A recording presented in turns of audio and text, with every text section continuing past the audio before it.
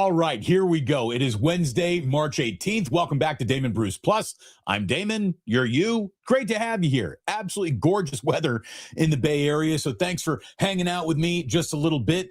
Really appreciate it. And I went down the rabbit hole of the 49ers offense, and I came back with things to report to you. And it's things that I like. We're going to talk about the gravity, the gamble, the unknown, and the surprise today. All four topics have been covered by the 49ers this offseason. So it's great to have you here. Let's just dive right into the fact of what we know about Kyle Shanahan's offense. It doesn't depend on anyone other than Christian McCaffrey touching the ball a million times when it comes to spreading the ball around in the passing game. It's not single player dependency in this passing game. Shanahan's offense has never been a one receiver system. In their best offensive seasons, which were 2019 and 2023, the targets were distributed across like 4 or 5 guys pretty much the entire year. The 2026 roster has 5 legitimate weapons on it. It really, really does. Evans, Pearsall, Christian Kirk, Jake Tonges, and Christian McCaffrey, I believe, are the 5 weapons that is really going to unlock one of the top offenses in the NFL. Again, McCaffrey just had a ton of miles on his body, but he came out of the season feeling really good, and he remains one of the most versatile, most dangerous players in all of football. And until something happens that changes that trajectory, let's not just assume that it's going to change. I know that nothing is forever, but it doesn't seem like it's ready to, have all the wheels fall off right now. As a matter of fact, you get better offensive line in front of Christian McCaffrey. I think he could be even better than he was last year. When you look at really the engine that makes all this run, though, of course you have Kyle Shanahan designing plays, creating separation. He is a mastermind of X's and O's offensively. There's no doubt about it. He's got a running game that everybody in football has studied. The guy that really is responsible for it, though, is Brock Purdy and his accuracy. He is system DVOA. He really is. He makes the system run more efficiently than you could ever hope for. In 2023, Purdy's first full season, the 49ers ranked number 1 in offensive DVOA, according to Football Outsiders. In 2024 and 2025, with injuries happening around him everywhere, of course, that efficiency dropped a little, but the system's ceiling, when it's healthy, is legitimate. It is. And if these guys stay healthy, that's a big if. We all know that, but that if is in front of every single football situation that you'll ever look at as a football fan. Healthy, if these guys really have some health, I believe that they have an offense that rebuilds that ultra efficient baseline and puts Brock in an MVP conversation. Then you look at all this, and finally, it's probably the most important question that you got to ask when you're acquiring all your new toys. What's the cost? What's the cost of this? Well, in 2026, the cost is fantastic for the Niners. They've restructured and structured these contracts that enables them to spend more money around the rest of the roster. That's why you can make a trade for Odigizua and then restructure him and re-sign him to future years, as the price of positions is going up to about $20 million at every good position around football. But right now you got Evans for a cap hit of $4.25 million. You got Kirk for $6 million. You got Tonges for $4 million. That is a combined cap cost of about $14 million of these guys in this upcoming season. That's good business, and cheap efficiency at those skilled positions. That's what's going to be able to have these guys spend on the rest of the roster and come back to Trent Williams, which is their biggest cost concern right now. And we will get to that in just a second. But more than anything else, it's great to have you here. Please hit like and subscribe as we are getting underway this afternoon here. It is a gorgeous day. Again, when the sun is shining like this, I'm feeling like there should be fewer people watching videos on YouTube. Not that that's good for me, but that's good for you. So watch this and then go outside and enjoy. And when you're outside and enjoying it, enjoy yourself a sandwich from Ike's. Absolutely delicious sandwiches coming from my man. And if there isn't an Ike's near you, hopefully there will be soon. It's the fastest growing sandwich empire in America, and hopefully it'll be hitting your taste buds soon. We also want to thank my new partner, Kalshi. You can go to the link that is right at the top of the description of this very video, of this live stream that you're watching right now, and use promo code Damon to get $20 when you trade $20 on what is the largest legal prediction market in the United States. Kalshi is really the industry leader, and they do an unbelievable job. Great interface. And it's available in all 50 states. So no matter where you live, you can make Kalshi start working for you. It's a real life money market. People start trading on what they think are going to happen. You build a position, you can trade in and out of almost any prediction that you can think of. It is there. So check out Kalshi, scan this QR code right here, and make sure you use promo code Damon. When you sign up, you get $20 to trade with when you trade $20. So thanks very much for Kalshi joining the program. It's great to have you here joining the program. It's great to have everybody. And let's get into the fact that we got gravity, a gamble, an unknown, and a surprise. Are you ready? Here we go. Because when it comes to the 49ers, Mike Evans is now the gravity.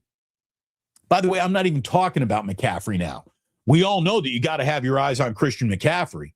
He is one of the most used weapons in all of football, and that won't ever change. You know, Kyle is addicted to Christian McCaffrey, but he's not even the gravity of this team anymore. That's about to be Mike Evans. His role in the San Francisco offense is obviously going to be that X receiver. He's going to be on the boundary. He is a primary red zone target. He is your back shoulder target.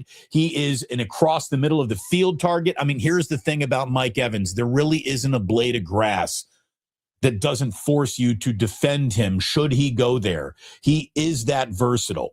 The case for Evans is not going to be about volume. He doesn't need 160 targets this year. No one gets that as Shanahan spreads the ball around in his offense. What he needs to do is be efficient. Deebo Samuel in 2023 led the 49ers with 97 targets. You know, let's see if Mike Evans is looking at 100, 120 targets at the end of this year. Without that, he can still do major, major damage around the NFL. The system distributes. And in a distributing system, having a guy like Mike Evans means you just can't single coverage that guy anywhere. The world just got easier for every other wide receiver on this team. You cannot put single coverage on Mike Evans and feel good about it. You've got to roll a safety. You've got to think about double teaming him. That in turns makes space for Pearsall and Christian Kirk. They're going to be so much more viable with Mike Evans on the field as an option for Brock Purdy to go to. I really believe that. Evans is the gravity that bends defenses in his direction. That means the guys can break what is bent in another direction. 800 yards, 8 to 10 touchdowns, 70-plus catches. That's all, I think, the floor of what Mike Evans can do this year for the San Francisco 49ers. If healthy, those numbers can go up extremely in all of those categories. If he stays out there and healthy. Again, at $425 million, no matter what his numbers are, that's a bargain right there. I mean, think about Mike Evans for a 4.25 cap million hit in this upcoming season. That's a heist. That's a bargain right there. Pearsall, if healthy for 17 games, it feels like he's about to be a 1,000-yard guy. Christian Kirk in the slot, that's a career revival waiting to happen. He was not used right in Houston. Shanahan gets more out of his slot receivers than anybody. Tonges gave you 5 touchdowns in limited work. What happens when that work becomes less limited? I think it goes up. I really do. Again, Purdy plus Shanahan plus those weapons, I think really do mean the 49ers are going to have one of the best offenses in the NFL next year. Christian Kirk, he's the gamble. If Evans is the gravity, Kirk is the gamble, and it's a gamble that I don't blame the 49ers on taking. Some people are out there saying his best is behind him. He's not who he used to be. I mean, who among us really are? But Christian Kirk in 2025 was an outlier. That's not the guy that I think the 49ers are going to get. He was playing in an offense that was ranked, and this is where I went down the rabbit hole, okay? The Houston offense was ranked 22nd in passing plays targets in the slot, and that's where they played him. So his production went down because the offense just isn't looking to make hay where he's out there baling hay. In 2022, under Doug Peterson in Jacksonville, Kirk functioned as a slot-first, yak-after-contact receiver, and he was 1,100 yards. He was 1,100 yards in his best NFL season when he was used where he's comfortable in the right way with an offensive-minded head coach who knew how to get the most out of him. Kyle Shanahan's slot receiver usage is among the most productive in football. Again, this is my rabbit hole. In 2023, the slot position generated 32% of San Francisco's receiving yards. So it's 6 million.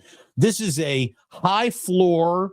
Let's see where that ceiling actually, you start bumping your head against it. But this is a high floor slot receiver in a system that will use him where he's best at what he does.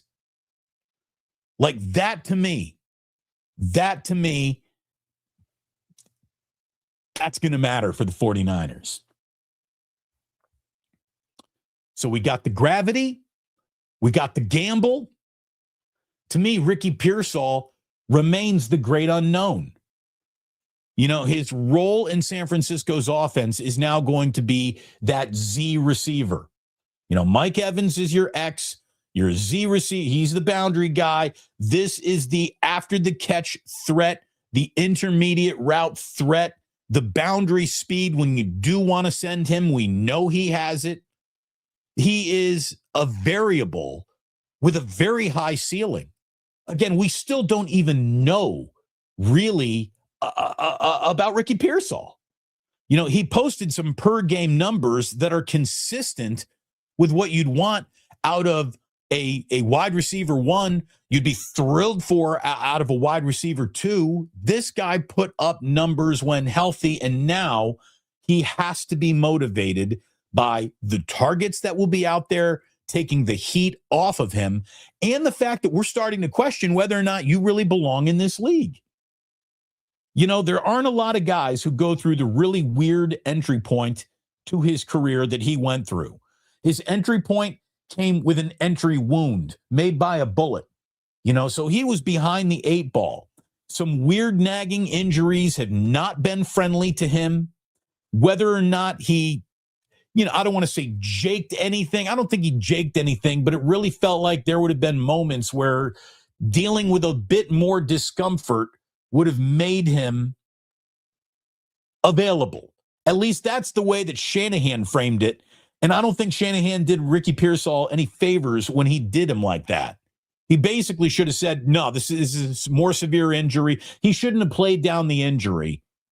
He should have basically played it up because we hardly got to see this guy at the end of the year. But Pearsall enters 2026 with an awful lot to prove. And it feels like if he played 15 games, you know, thinking about him as a 900 to 1,200 yard receiver isn't out of the question. Like, isn't some preposterous, you're dreaming, buddy, sort of production level from him. 2 guys, 3 guys who could actually threaten 900 yards of offense receiving. I mean, if you sold me that right now, I'd buy it. I would buy that easily from an offense that likes to spread the ball around. He is this offense's biggest swing factor. If Ricky Pearsall ever lives up to that first-round billing and the hope that you had on the day they drafted him and the hope that you seem to have on the days where he is healthiest and at his best and involved, I mean, look out. Look out. And look, you know I'm no house organ. I'm not sitting here trying to butter anybody's muffin. But the more I looked at this, the more I thought about it, the more I went down the rabbit hole, the more numbers that I crunched, the more I looked at how these guys were used when things were going well. Man, it feels like every single time we sit down to evaluate what the Niners are, what they're doing, how they're built, we're looking for everything that's going wrong. Could you just imagine if they get actually offered a season of and things went well? I mean, what the hell could that look like?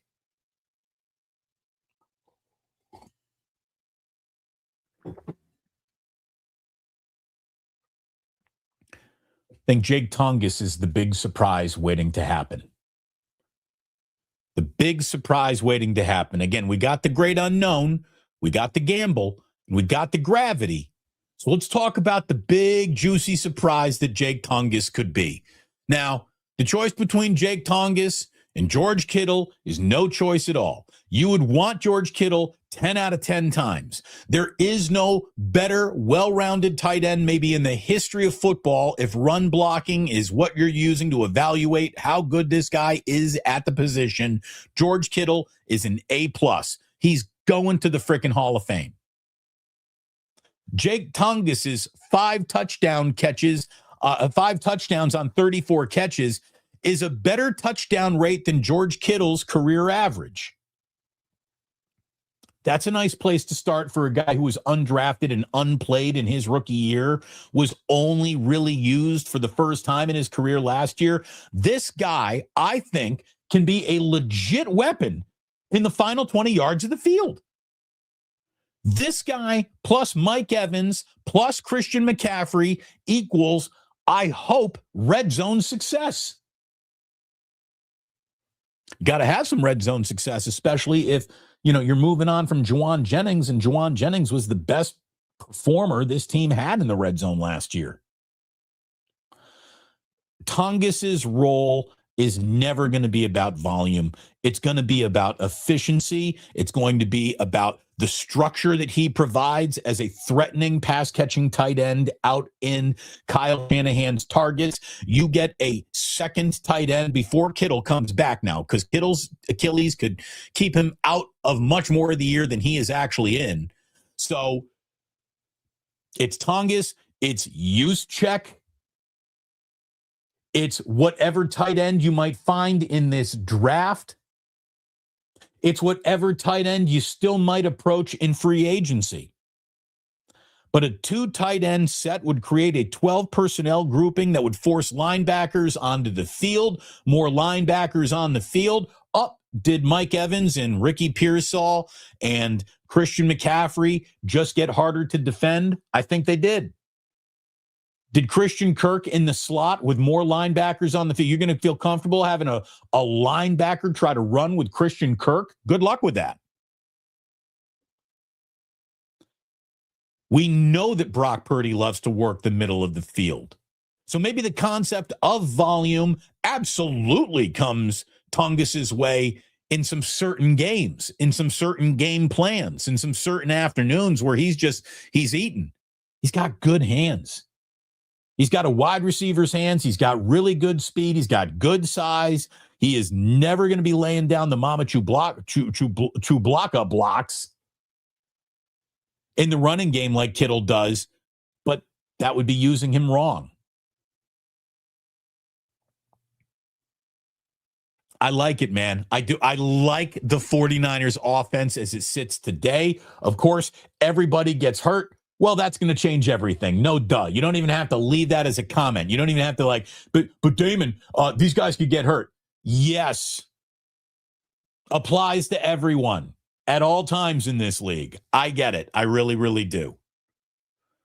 But I think we got some seriously interesting things happening here. I like the way it fits together. One of the biggest problems that the 49ers had last year in terms of their wide receiver room, their weapons room, if you will, the pieces didn't fit together.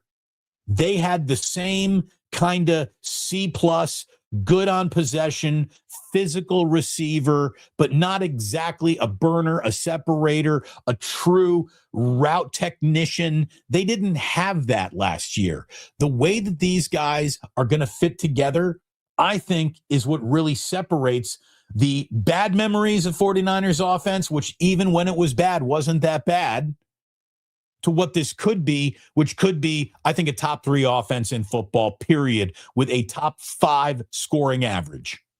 That's what the Niners, I think, are looking to return to with this efficient, about to be launched offense on the NFL.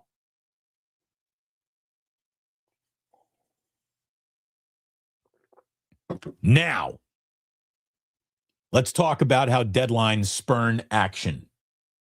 And we have a deadline coming for the biggest action that I now think the 49ers have to take. And that action is simply get Trent Williams taken care of. Why wouldn't you get Trent Williams getting taken care of? It has to happen. He is due $31 million in 2026, and none of that is guaranteed, and there's no money, obviously, beyond that. It's the final year of his deal.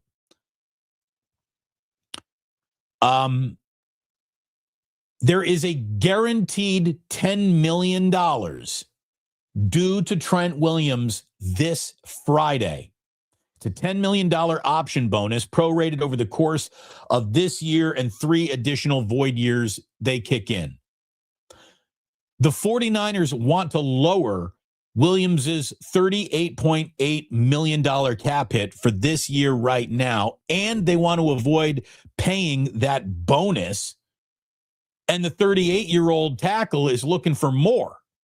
You know, he wants to once again be the highest paid tackle in football. Well, guess what, dude? At the age of 38, that's no longer available. Do you still perform at an incredibly high level? Sure. But the guy who gets the richest among us contract is the guy who is in the sweet spot and prime of his career, not at someone who's at the end still playing really good football. Trent Williams and his agent have to be, they have to know that this is the way the world works. There's got to be a middle to meet here. And again, Friday is a deadline.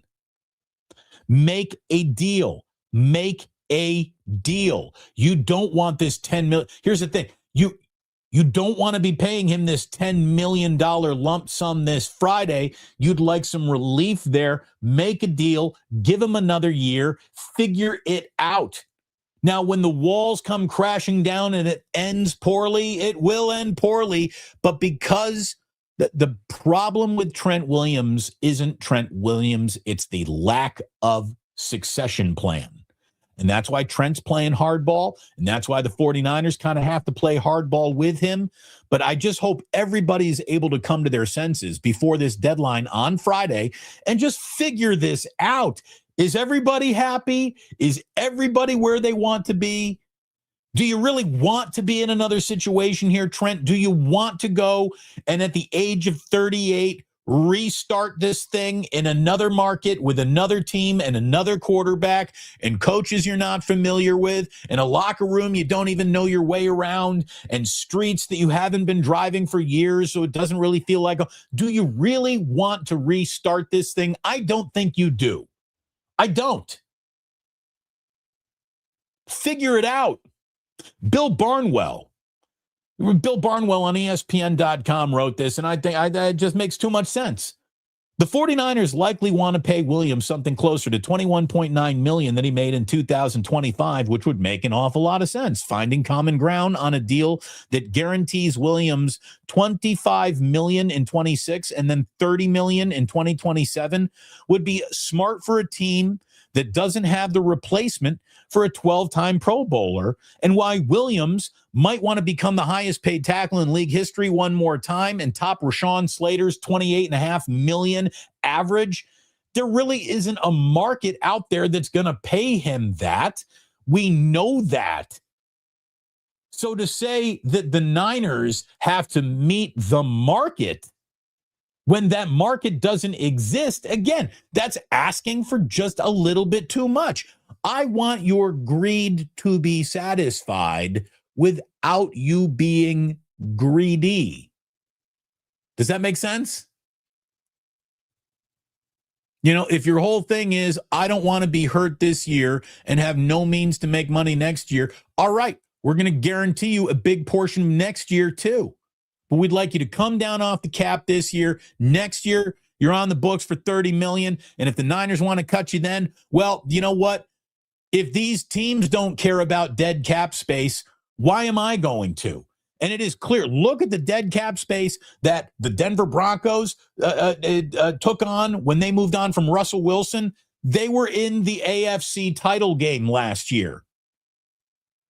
Look at the dead cap number that Miami's going to carry this year. They ripped the whole thing apart in the name of, this ain't our year. We're going to have better days in future seasons. And they are in full teardown with ridiculous dead cap money.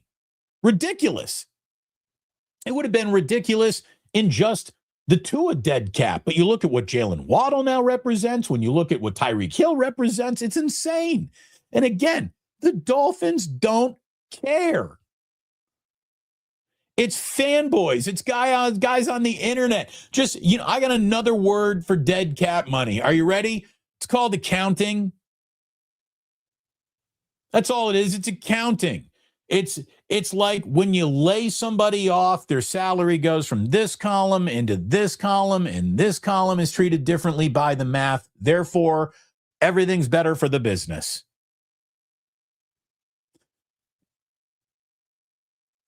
What they're really doing is restructuring the piles of money that it goes into. Again, a $10 million bonus due Friday. We would like to take out of that pile and put it into this pile over here so it counts differently against the math of the cap. Trent, can we play ball here? Let's go. Get this thing done. Again, I know none of this stuff is particularly exciting to talk about, cap numbers and dead cap numbers, but this is what the Niners are like, you know, wringing their hand. This is what they're thinking about in Santa Clara right now. And I hope that they get their thinking done before Friday in this deadline. Again, deadlines spurn action. And we'll get to that in 1 second. But again, it's great to have you here. Thanks so much for coming on by. I hope you've hit like on today's show. How many likes are we looking at here? We're not even at 50 likes yet. Come on. Not even at 50 likes. That's hurtful. I mean, I went and I prepared for this show today. I went down rabbit holes. Instead of spending time with my family last night, I'm thinking about the 49ers offense. I'm doing that for you.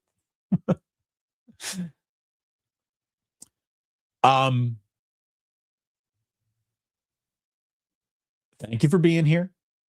Hit like, hit subscribe. Maybe just as important, hit that notify button. That way, whenever we go live, whenever a video gets put up, boom, you know about it. And I know so many of you really want to help the channel grow and support the channel. Tell a friend, tell a neighbor, share the video, push it around the internet, share it, share and share alike.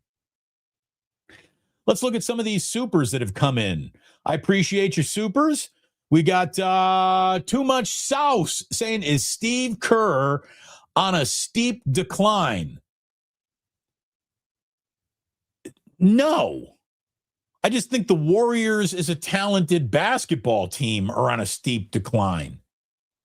And it all goes together. We'll get to the Warriors in just a second. Steve Lewis.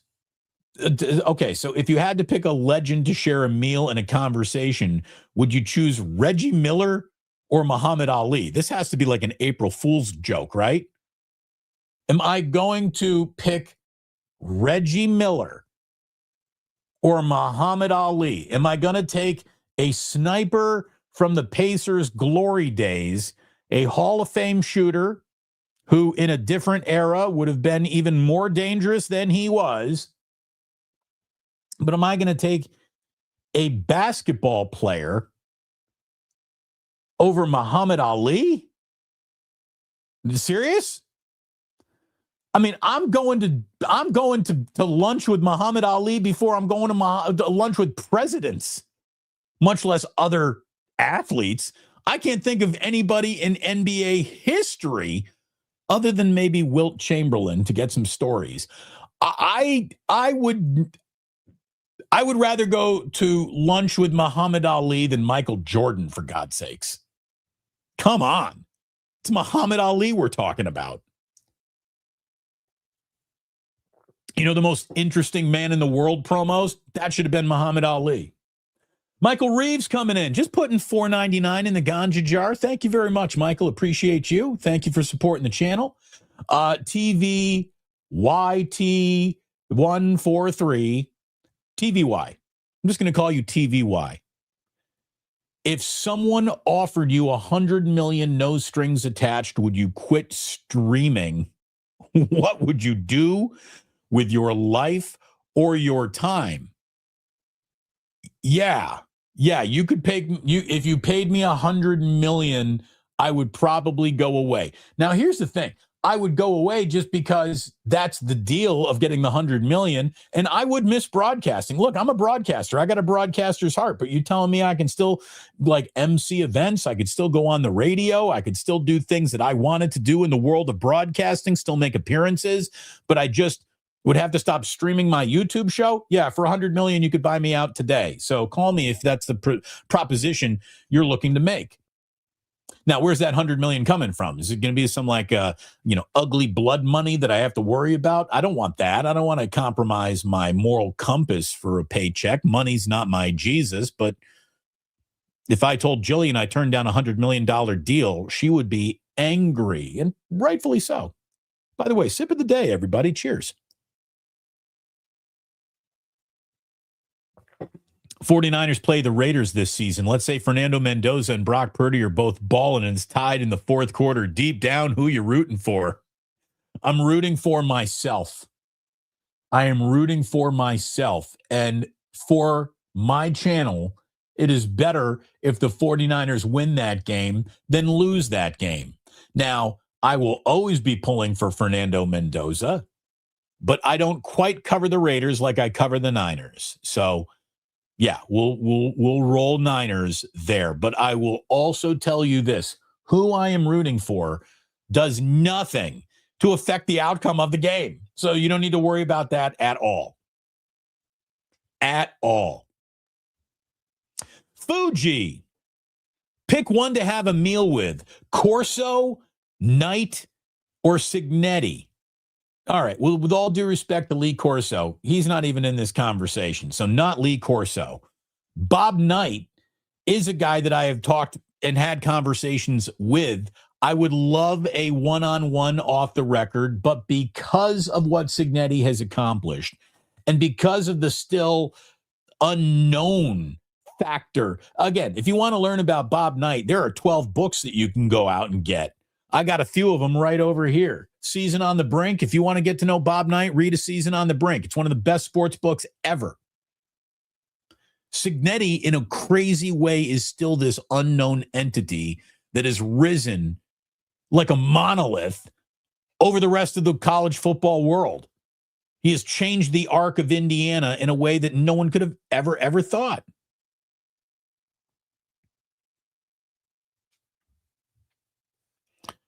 Maddie Pup, 1005. Thank you very much, Maddie, for the super. Let's let Trent walk.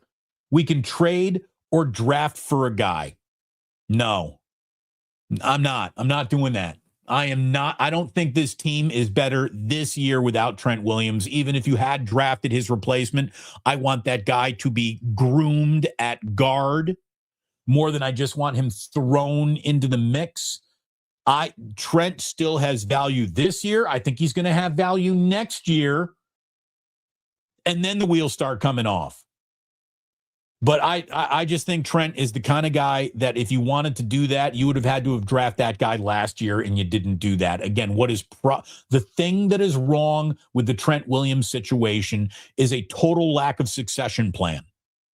And the Niners don't have enough of a premium pick at 27, nor should they be moving up in this draft I just don't think you. How about this? Bring Trent Williams back and draft a tackle. That's what I think this year needs to look like. Fuji with one more.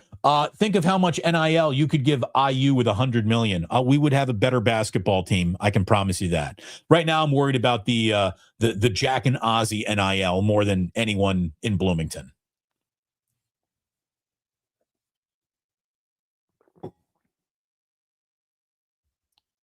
Terror Dome. Signetti just got old guys playing high schoolers, but all right. You're out of your mind. By the way, the whole concept that Indiana had the oldest team in football last year, wrong. Go look at it. Go look at the numbers. And if you don't think that everyone in football is about to do what Indiana did, you're out of your mind. Welcome to the new world. Indiana's just better at living in it than you are. Terror Dome, they everything Indiana got, they earned. They bought nothing. They had the right guys in the right situation with the right coach. And that's the way it is. Older guys late in their careers wanted to transfer in. What is that? Did Indiana do something wrong? It's like saying the Warriors cheated when they added Kevin Durant. They did nothing wrong when they did that.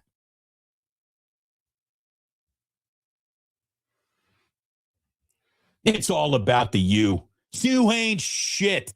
All about the U. I saw that the U was complaining that it's got to go on the road in the Midwest to play its opening round NCAA tournament game because the camp what are they playing? Missouri. Missouri's going to be close to St. Louis, so the Missouri's camp. Yeah. I don't want to hear it, Miami. We just went into your stadium and won a national championship right on your field. You are Indiana's bitches forever. The entirety of your football program will never be bigger than that one moment where you lost the national championship game to the Indiana Hoosiers on your own field. You are forever. Miami is now the southernmost city in the state of Indiana. The whole city's ours. The beaches, the waterfront, all that Latin ass, the cocaine, the skyscrapers, all of it. Miami Vice reruns, it's all ours now. Miami, you can see yourself out. Welcome to the state of Indiana. We own your ass forever. And that's the truth.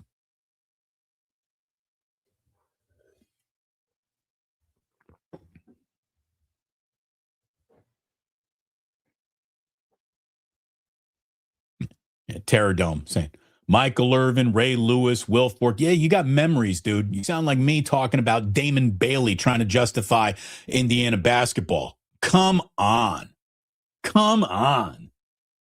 Your memories didn't serve you very well during the national championship game, which you lost on your own field. Michael Irvin, the belt went to his ass. The amount of shut the fuck up pie that he had to eat, and I like Michael Irvin. Mwah.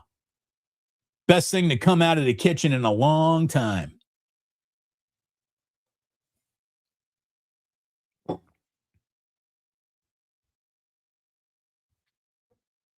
You know what I will say about Miami, though? Shame on the Marlins. Now, I know that you're not going to be able to recreate in any way. You're not going to be able to recreate the World Baseball Classic consequences. So the biggest thing that baseball's missing in terms of how come this game doesn't have roaring excitement on a Wednesday against the Milwaukee Brewers in the middle of the summer? Well, because baseball is built to not matter in its regular season as much as it is built to matter. The old saying is everybody wins 60, everybody loses 60. It's the other 42 games that define your season. So there's really 42 games that really matter. And, when those games are being played and pop up, you never really get to know.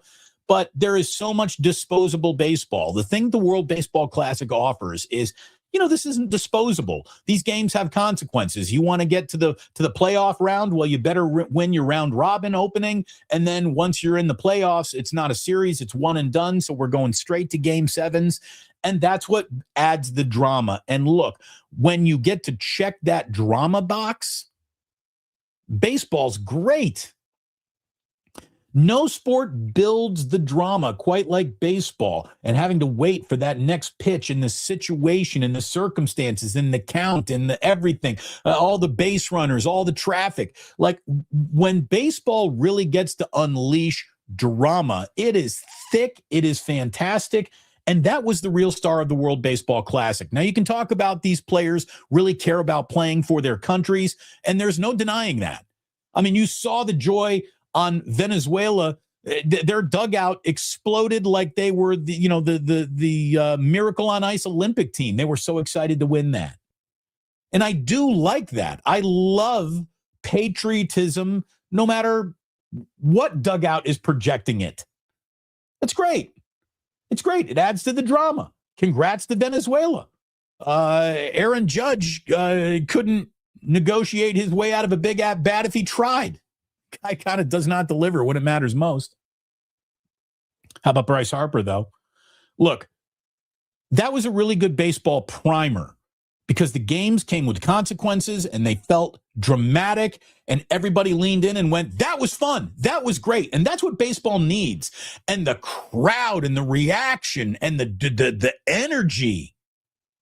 It's hard for any of that to be replicated throughout it never ends Major League Baseball season. And it's really hard to replicate that in Miami. We're not even trying to win. But man, what incentive to win. I mean, there are people down there who clearly love baseball. So cater to them. Put a good product on the field. Make it more exciting. When you got consequences, the sport rules. It really, really does. Let's see. There are consequences out there for the Golden State Warriors. There's no denying that. The Warriors and Celtics are meeting tonight, 4 o'clock West Coast tip time at games in Boston. It'll be a shock to see the Warriors do anything other than fall 3 games under 500. Porzingis has been playing well. You got Porzingis back in Boston. Nobody really gives a shit. But hopefully he continues to play well and doesn't get hurt and has to miss the rest of the season. But at the same time, shut it all down. You're going nowhere fast. Don't bring Curry back. Rest Draymond. I wouldn't risk Porzingis right now. I'd just be developing young kids. Admit your situation. There'd be more dignity in it.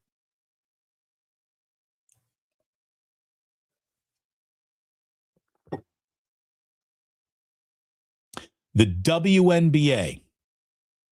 We'll talk about deadline spurning action. Here we go. The WNBA took big steps on a new deal to get women paid better and their season underway. I know, look, I got Chef A looking in here. She's in here. I know we got some Valkyrie fans in here.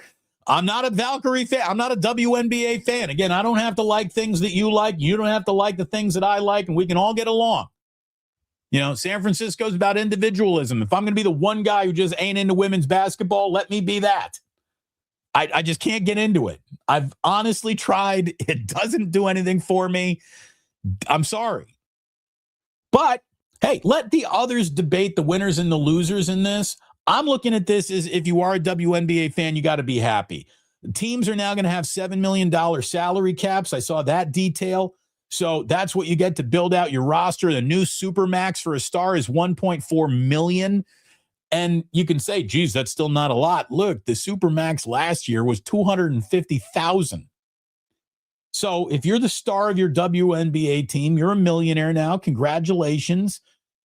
What I do know, screw the math, screw how they're divvying the pie up. Let smarter people who are interested in it talk about that. Here's what I know about the WNBA that I think is truer than anything that you're going to hear anywhere.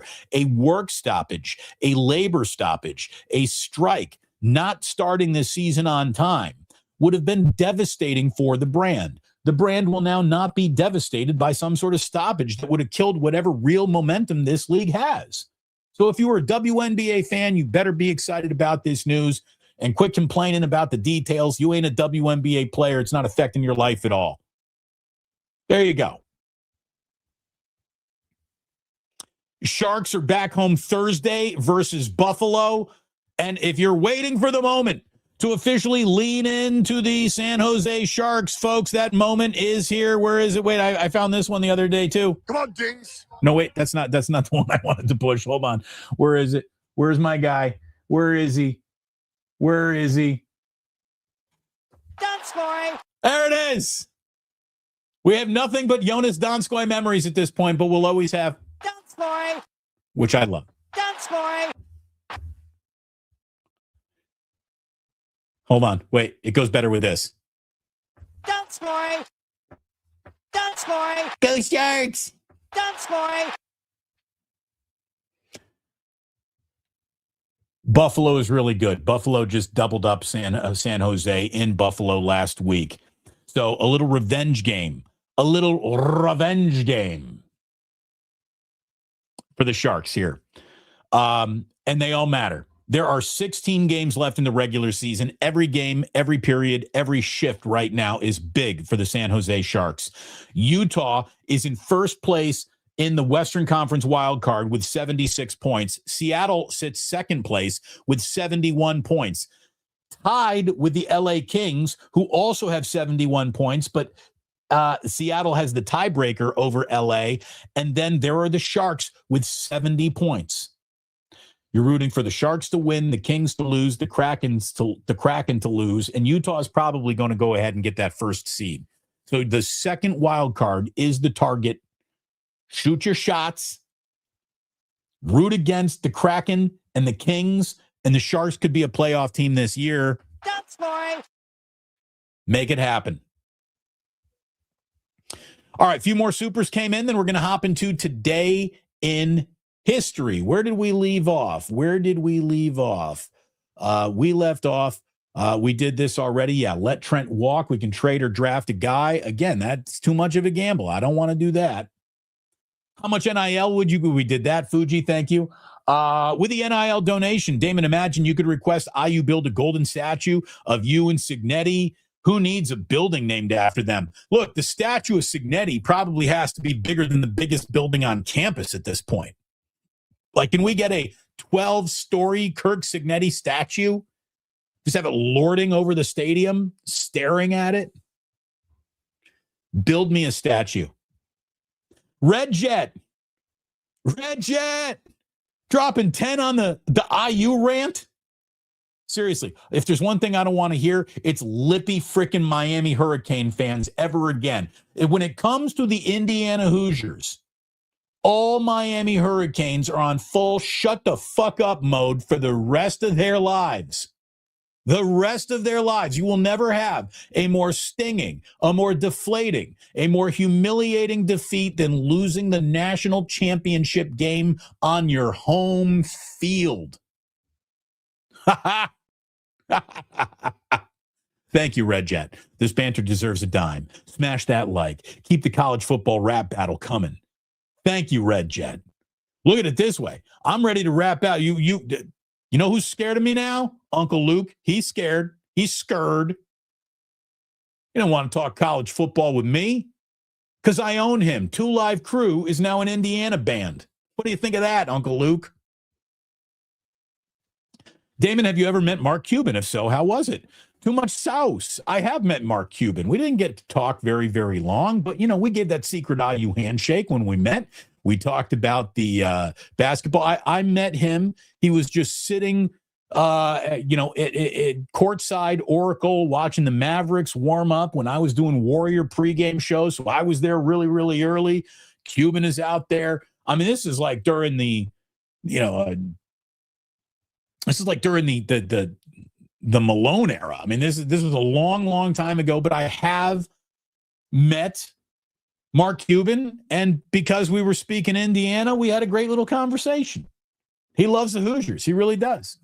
So, it's all been good with Cubes. Steve, thank you very much for a $5 super, Steve. Appreciate you. Says, I don't watch baseball.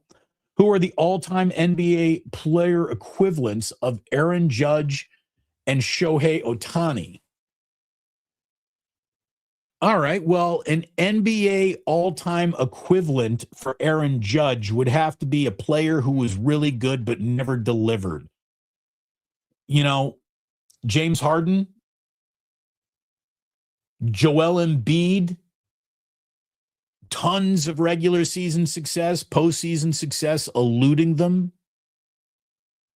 Again, I'm not hating on Aaron Judge here, but the guy just, how many big at bats does he not deliver in before you just say this guy's not made for big time moments?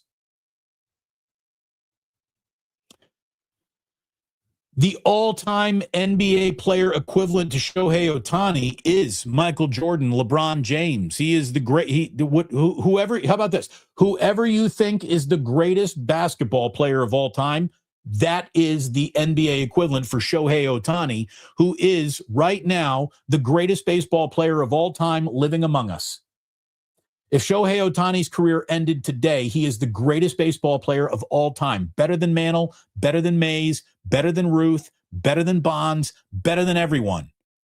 He is a number one. He is the first choice, number one overall pick, I believe, in the history of baseball.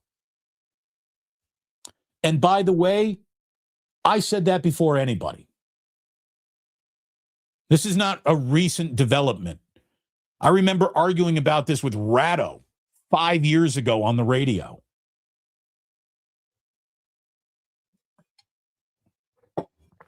I was arguing. I sounded like this on Ohtani back when, he hadn't even left the Angels. Fuji. Joe Lacob is making money with the Valkyries. Does he become less hands-on with the Warriors and let the Dub front office have free reign without interference? No. That's the scary part of the whole thing about the Golden State Warriors. That's the scary part. It's that Joe Lacob has already proven to be a success business-wise, construction-wise, ownership-wise, where he continues to come up short, and what he really wants to prove is that he knows ball. I don't think he does. I don't think his kid does, and that's why the Warriors, without Steph Curry, are spinning their wheels. If Joe Lacob would just be the owner who didn't meddle, he'd be fantastic, but he's becoming a meddlesome owner. There is no doubt. He's the one who screwed up the Kuminga thing just as much as Steve Kerr did. We got Bill Wagner again coming in. Prime Brittany Griner versus prime DeMarcus Cousins one-on-one. DeMarcus would destroy her in all conceivable ways. Prime DeMarcus Cousins. I don't know if Brittany Griner gets a bucket on prime DeMarcus. What are you serious? I mean, come on. Come on. Like, who is the single best WNBA player right now? Brandon Pajemski would cook her. All right? Let's not do this. Let's not open old wounds. How about this?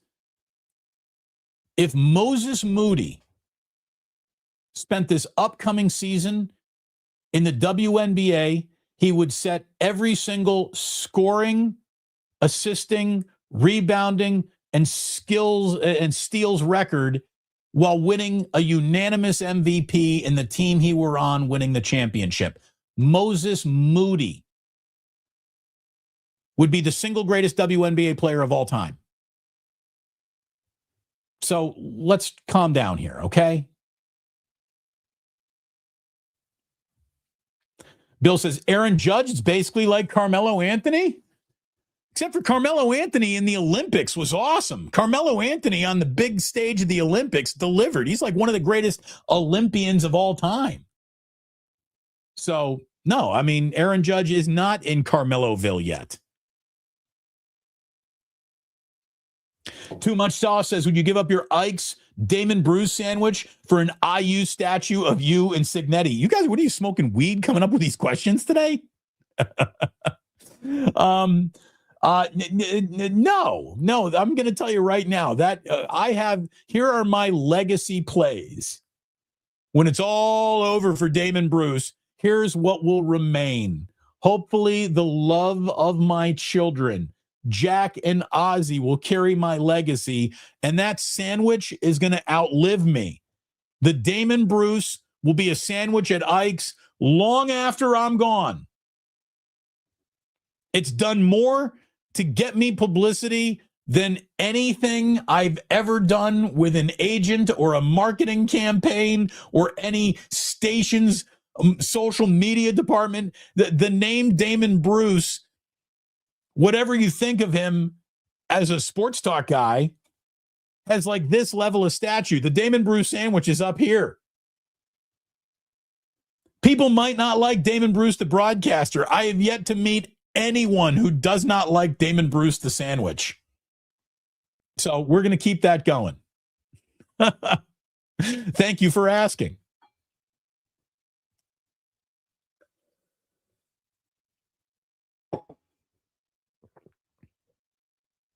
Well, Michelle, I think that Asia would take down Cousins in a close game. She wouldn't score. Like, he would beat her. If they were playing at 21, he would win 21 to maybe 5, okay? DeMarcus Cousins in his prime? Do you forget how much of a bad motherfucker he was? Come on. Come on. All right. All right. Are you ready for a little Today in History? We got an interesting day in history for you. Again, thank you very much for being here. Hit like, hit subscribe. Check out my new partner, Kalshi. Thank you very much for eating at Ike's. And you know what? Go get yourself a beautiful Guinness at the Dubliner today. I know that they're not sponsoring anymore, but I love the guys at the Dubliner. They'd sponsor for 2 years. I'm going to love those guys forever. Go get yourself a bottle of blackened whiskey. Go get yourself a cheeseburger at Uncle Boy's. I love everyone who ever done business with me. Thank you all so very, very much.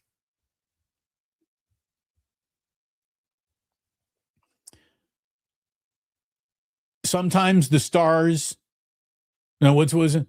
Sometimes the stars go round the moon, or sometimes Save the Best for Last with Vanessa Williams. You go and save the best for last. Like, that was a pretty song from a gorgeous woman.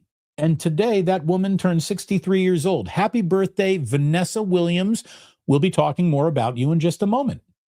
Happy birthday to Dane Cook. The comedian is now 54 years old. Haven't seen Dane Cook in a while. I think he fell out of favor. Queen Latifah. UNITY. Still a banger, man. UNITY is so good. 46 years old today. Adam Levine. I was in a band, then I wanted to be a judge on a TV show guy. Adam Levine, probably getting another douchey tattoo somewhere. He is 47 years old today.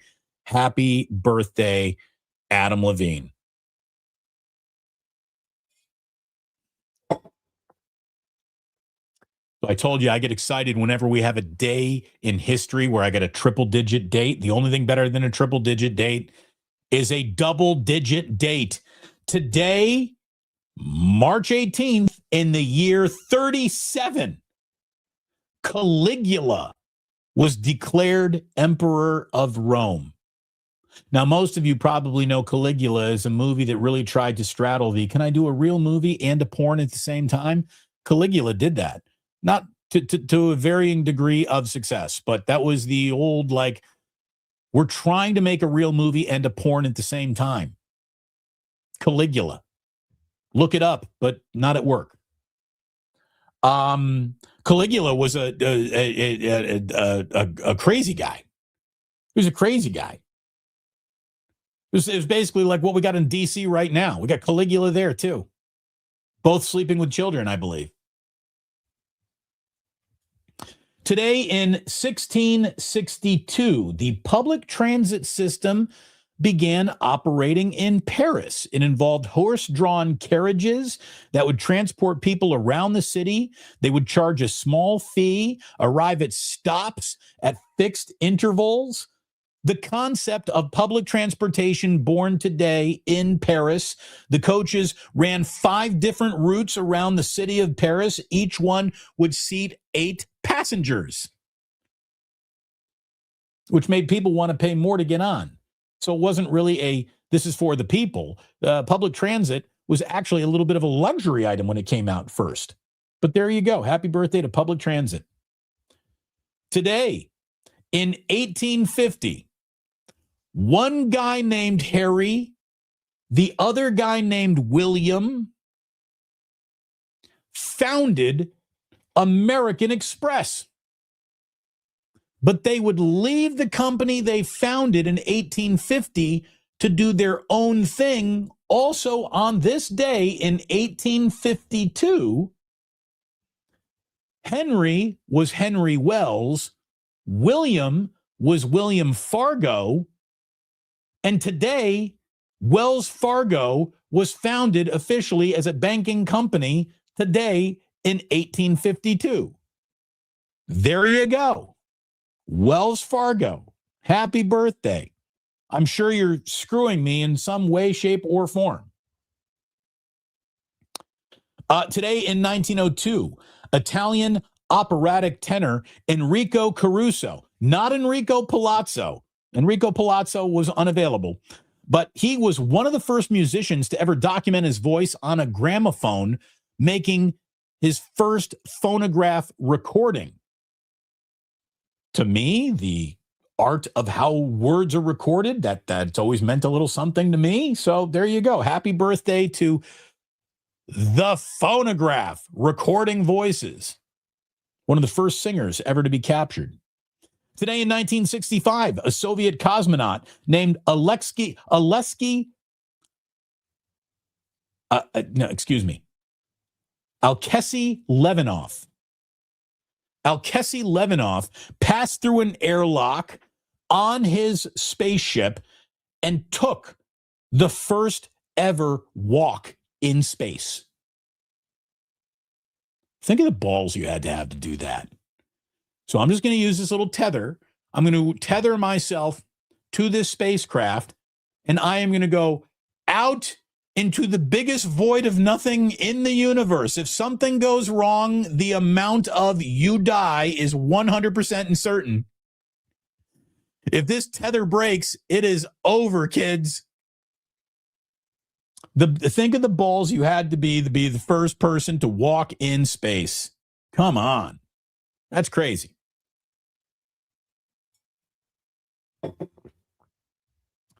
Today in 1981, the TV show The Greatest American Hero debuted on NBC. Now, you probably don't remember much from that show, but it did have one of the best theme songs of the earlier 80s. It did. Believe it or not, I'm walking on in. I never thought I could feel so free. Flying away on a wing and a prayer. Who could it be? Believe it or not, it's just me. That was a good catchy ass theme song for a bumbling, stumbling wannabe superhero, which is a show that I don't remember a lot of other than I watched it when I was a little kid. But there you go. The Greatest American Hero with a really good theme song today in 1981.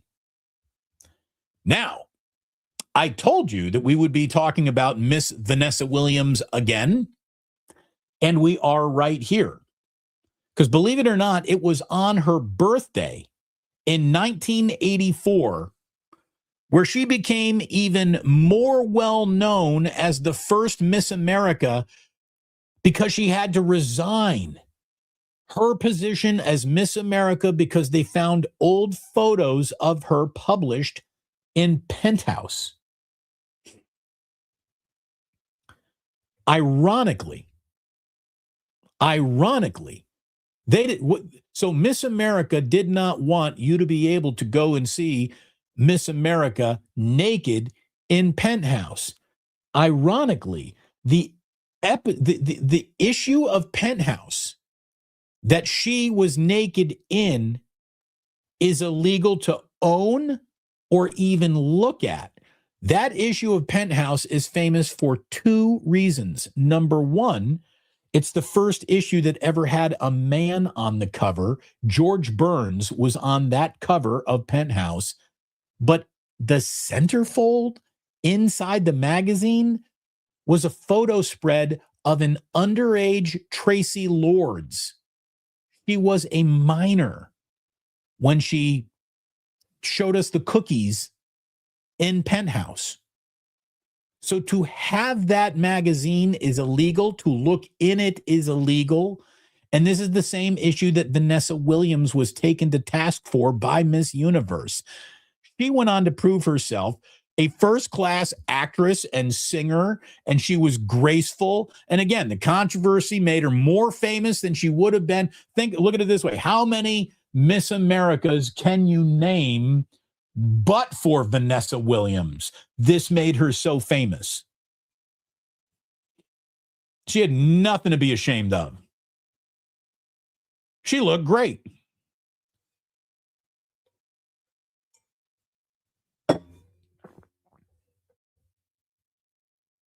I got to tell you, my friend's dad had that issue. I have seen it.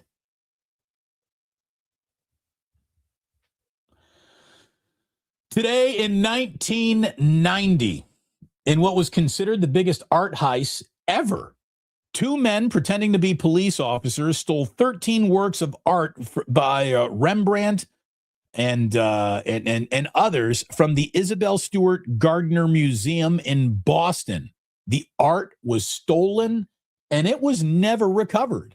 I know they just broke into the Louvre a little while ago. They recovered all that art. This art is still missing. Whoever did that in 1990, one of the all-time art heists. Congratulations to them. I'm almost freaking impressed. Finally, I'm going to tell you this because it is a gorgeous day. And to me, on a gorgeous day like today, you are always looking for that right song to put on in your car, roll the windows down, and drive. Well, today in 2017, Chuck Berry, who rhythm and blues, guitar, rock and roll is just a pivotal figure. Chuck Berry today died at the age of 90 in 2017. Put on a little Chuck Berry. Put on Maybelline by Chuck Berry today. It's a great song. It's a great song. It's great rock and roll. It's great rhythm and blues. And it's like, to me, it's almost like this is it's the primordial ooze that rap comes out of. Because he's not really singing on it when he's like, I was motivating one day over the hill, saw Maybelline in the Coupe de Ville. He's basically rapping more than he's singing. Salute to Chuck Berry. I mean, I was driving around yesterday. I had the Grateful Dead channel. The Grateful Dead coming out of my speaker on a warm, beautiful, sunny day in San Francisco. It just feels perfect. But right here, best song for a beautiful day, San Bruno Mike. I mean, there's so many out there, no doubt about it. But if I had to just, gun to my head real quick, what do you think? I mean, give me Lovely Day by Bill Withers. It works every single time. So does Maybelline by Chuck Berry. So go give Chuck some love today. He deserves it. Thank you so much for giving me some love today. Thanks for the supers. Thanks for participating in the chat. Thanks for being great. Thanks for watching. Thanks for listening to my went down the rabbit hole, prepped more for today's show than I have in a while. This is what I did last night, man. And I wanted to share it with you all today. I do like the way the 49ers offense is shaping up. If healthy, I think that they can wreck shop this upcoming season. I really, really do. It was great hanging out with you. There we go. We got that, which means I can push this button right here, and I can officially tell you that sports don't build character. They reveal it. And like that,